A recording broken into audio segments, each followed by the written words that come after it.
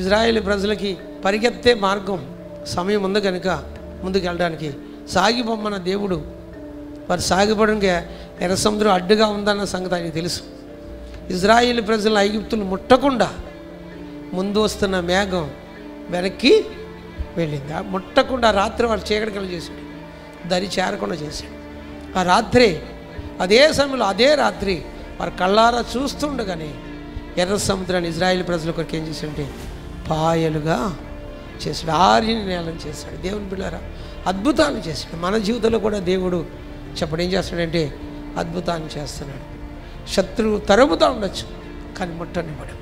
అదే అంటాడు, నిన్ను ముట్టువాడు నా కనుగుడ్డును ముట్టివాడు అంటాడు జకరియా గ్రంథంలో. నిన్ను ముట్టితే నా కనుగుడ్డును ముట్టిన వాడు ఎంచుతున్నాను అన్నాడు. అంటే ఇజ్రాయేల్ ప్రజలను ఐగుప్తులు ముట్టకుండా వెంటాడు తరిమేరు, కానీ ఏం చేయలే, ఆ తరమటమే భయం, ఆ తరమటమే భయం.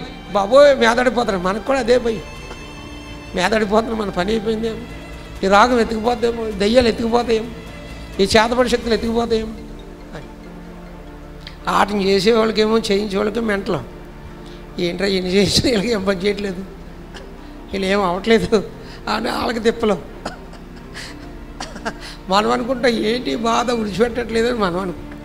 దేవుని బిడ్డలారా ఇజ్రాయేల్ ప్రజలు శత్రువు తరవడమేమో ఆపలే, కానీ ముట్టకుండా మాత్రం దేవుడు కాపాడాడు. అదే దేవుని బిడ్డలారా పరిశుద్ధాత్మ దేవుడు మనల్ని కాపాడుతున్నాడు, ముట్టకుండా కాపాడుతూ ఉన్నాడు. కానీ ముట్టడానికి దేవుడు అవకాశం ఇవ్వలే, మన చుట్టూ కాపుదల ఉంది. ఐగుప్తులకు ఇజ్రాయేల్కి మధ్యలో మేఘం ఉన్నట్టుగా మేఘస్తంభం మన చుట్టూ దేవుడు ఏమి కంచెను ఉంచాడు, ముట్టకుండా కాపాడుతూ ఉన్నాడు.